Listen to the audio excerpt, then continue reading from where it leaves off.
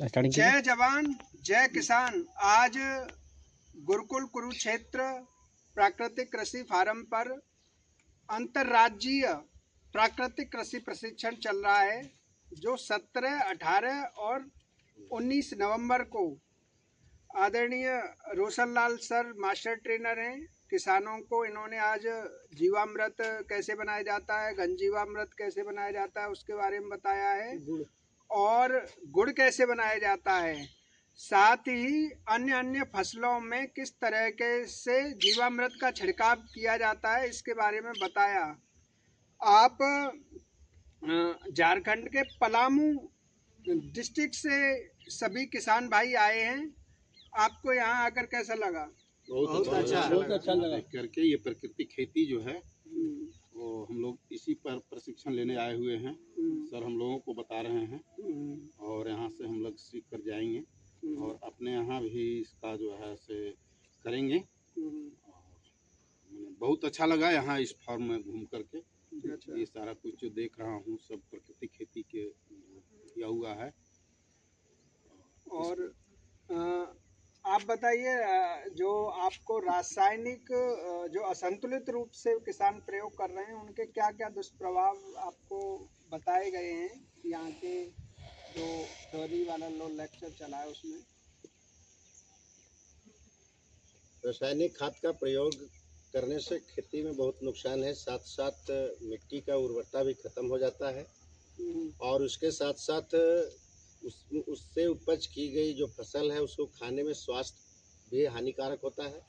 ये हम लोगों को बताएगा विभिन्न तरह की बीमारियों के साथ साथ, और जो उसके चारे पानी गाय बैल के जो दिया जाता है वो भी दुष्प्रभावी हो जाता है। ये सारी बातें हम लोग को बताया गया और हम लोग जो है यहाँ से जो सीख लेकर के जाएंगे, प्रयास रहेगा कि हम लोग भी इसी तरह का छोटे छोटे बड़े मध्यम किसान जो भी हों अपने स्तर से कार्य करना शुरू करेंगे। सर यहाँ पर आपके नेतृत्व में इस तरह का ट्रेनिंग चल रहा है गुरुकुल कुरुक्षेत्र प्राकृतिक कृषि प्रशिक्षण संस्थान द्वारा, तो अंतर्राष्ट्रीय किसान यहाँ पर आ रहे हैं, तो आप किस तरह से इन किसानों को आप प्रशिक्षण दे रहे हैं?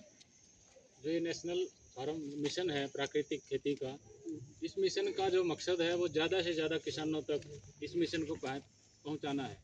इसमें हम यहाँ पर जितने भी स्टेट हैं जहाँ पर हिंदी भाषी प्रदेश हैं, तो सभी प्रदेशों से किसान आते हैं और यहाँ पर इतना बड़ा जो फार्म है, इस फार्म के विभिन्न प्रकार की गतिविधियाँ हैं वो देखते हैं। और यहाँ पर बगैर खाद के बगैर केमिकल के खेती हो रही है। केमिकल के कंपैरिजन में उससे अच्छी समझ में आ रहा है। अब 3 साल से प्रशिक्षण ये चल रहा है लगातार, तो किसान इसको किस तरह से अपना रहे हैं? क्या कुछ पॉजिटिव न्यूज़ है इस तरह से? नहीं, किसानों का इसकी तरफ बड़ा अच्छा रुझान है, क्योंकि किसानों का अपने स्वास्थ्य के प्रति भी जागरूकता बढ़ी है। जैसे जैसे वो अगर खाना हमारा स्वस्थ होगा तो हमारा स्वास्थ्य भी अच्छा होगा। अगर स्वास्थ्य अच्छा होगा तभी तो हम कुछ मेहनत कर पाएंगे। तो क्योंकि स्वास्थ्य के लिए ही हम खा रहे हैं। किस लिए खाते हैं? आदमी स्वस्थ रहने के लिए खाता है। अगर हमारा खाना ही दूषित है तो हमारा स्वास्थ्य नेचुरल है कि वो प्रभावित होगा। तो इसलिए जो प्राकृतिक खेती की तरफ हमें आना ही पड़ेगा, चाहे हम जितनी जल्दी आ जाएं उतना ज़्यादा अच्छा है, या हम फिर हमारे शरीर का, हमारे ज़मीन का, हमारे पानी का नुकसान करने के बाद फिर वापस आना पड़ेगा। क्योंकि आना पड़ेगा ही एक बार, क्योंकि ये हम जहर की तरफ जा रहे हैं। दूसरा, हमें जहर की से मुड़कर आना पड़ेगा।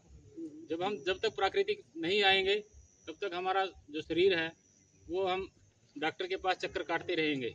और जब तक डॉक्टर के पास चक्कर काटते रहेंगे तो आप चाहे कितना कमा लीजिए, आपकी जेब में कुछ नहीं बचना।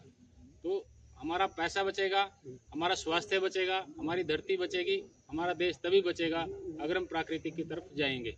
वरना हमारे को कंपनियां ऐसे ही लूटती रहेंगी और हमारा स्वास्थ्य भी खराब होता रहेगा।